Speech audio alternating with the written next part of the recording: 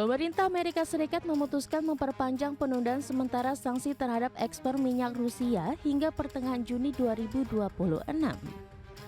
Menteri Keuangan Scott Bessent mengungkapkan perpanjangan penangguhan sanksi selama 30 hari dalam pertemuan Menteri Keuangan negara-negara Grup 7 di Paris, Perancis pada hari Senin lalu.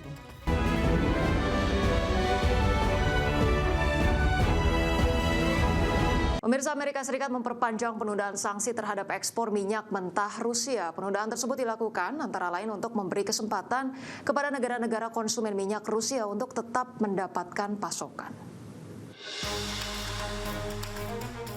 Pemerintah Amerika Serikat memutuskan memperpanjang penundaan sementara sanksi terhadap ekspor minyak Rusia hingga pertengahan Juni 2026. Menteri Keuangan Scott Bessent mengungkapkan perpanjangan penangguhan sanksi selama 30 hari dalam pertemuan Menteri Keuangan negara-negara Grup 7 di Paris, Perancis pada hari Senin lalu. Bessent menyatakan kebijakan tersebut ditunjukkan untuk memberikan kesempatan kepada negara-negara konsumen minyak Rusia agar tetap dapat mengakses minyak Rusia yang saat ini tertahan di lautan. Bessent menyebut perpanjangan penundaan ini akan memberikan fleksibilitas tambahan dan Amerika Serikat akan bekerja sama dengan negara-negara konsumen minyak Rusia untuk memberikan lisensi khusus sesuai kebutuhan.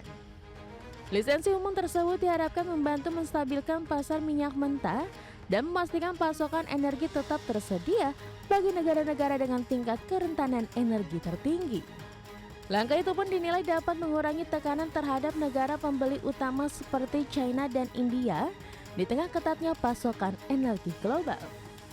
Sebelumnya Amerika Serikat pertama kali menunda sanksi minyak Rusia selama 30 hari setelah pecahnya perang di kawasan Timur Tengah pada akhir Februari 2026 ketika Amerika Serikat dan Israel melancarkan serangan terhadap Iran.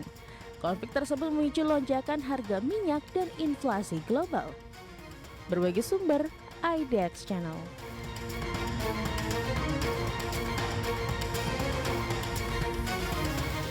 Presiden Amerika Serikat Donald Trump mengklaim akan membantu menyelesaikan masalah sosial politik yang melibatkan Amerika Serikat dengan Kuba.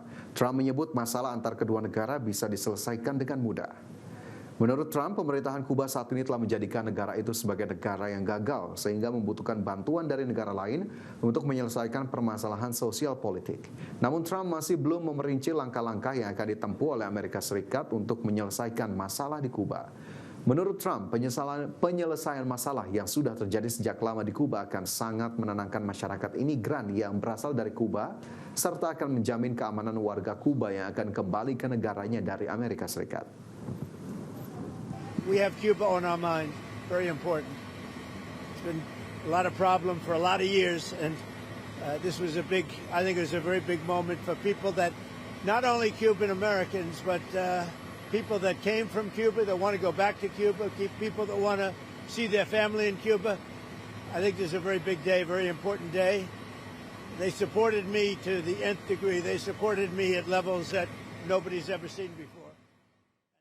Pemirsa, Bank Sentral Amerika Serikat membuka peluang kenaikan suku bunga jika ketidakpastian ekonomi akibat perang Iran memperburuk tingkat inflasi. Namun suku bunga The Fed juga bisa dipangkas jika inflasi kembali ke target sebesar 2%. Risalah rapat Komite Pasar Terbuka Federal The Fed yang digelar pada 28 hingga 29 April lalu yang dirilis baru-baru ini menunjukkan para pengambil kebijakan di Bank Sentral Amerika Serikat itu masih berkutat dengan ketidakpastian seputar dampak ekonomi perang Iran. Mayoritas pejabat Federal Reserve dalam pertemuan terakhir memperkirakan kenaikan suku bunga akan diperlukan jika perang Iran terus memperburuk tingkat inflasi. Namun demikian, beberapa peserta rapat mengatakan bahwa penurunan suku bunga akan tepat dilakukan ketika inflasi kembali ke target 2% atau ketika pasar tenaga kerja melemah. Sejumlah anggota Komite Kebijakan The Fed berpendapat bahwa The Fed masih dapat menurunkan suku bunga jika ada indikasi jelas bahwa inflasi akan kembali stabil atau jika muncul tanda-tanda kuat tentang pelemahan yang lebih besar di pasar tenaga kerja. Beberapa anggota Komite Kebijakan mengindikasikan jika perang segera berakhir, pemangkasan suku bunga bisa terjadi pada akhir tahun ini jika dampak kenaikan tarif dan harga energi terhadap inflasi kian mereda. Adapun mengenai ekspektasi kebijakan moneter risalah tersebut mencatat bahwa pelaku pasar memperkirakan sedikit perubahan tahun ini dalam kisaran target suku bunga dana federal. Berbagi sumber, IDX.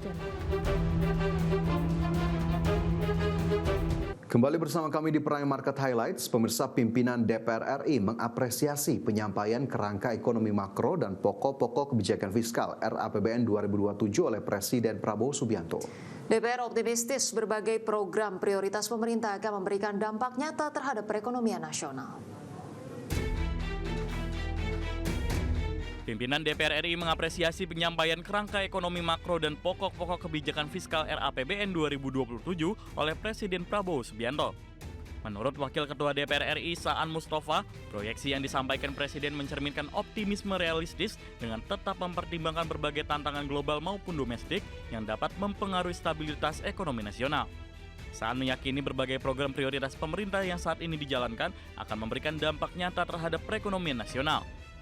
Program-program tersebut diharapkan mampu meningkatkan produktivitas serta memperluas lapangan kerja dan mendorong pemerataan kesejahteraan. Saan menegaskan RAPBN 2027 harus menjadi instrumen fiskal yang efektif untuk menjaga stabilitas sekaligus mempercepat transformasi ekonomi nasional.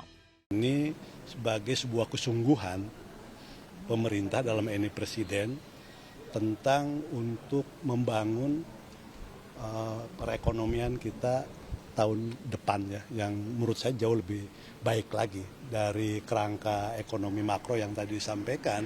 Itu menggambarkan terkait dengan optimisme tahun yang akan datang, ekonomi kita di 2027 yang akan datang, saya yakin akan mengalami perbaikan dan peningkatan yang signifikan.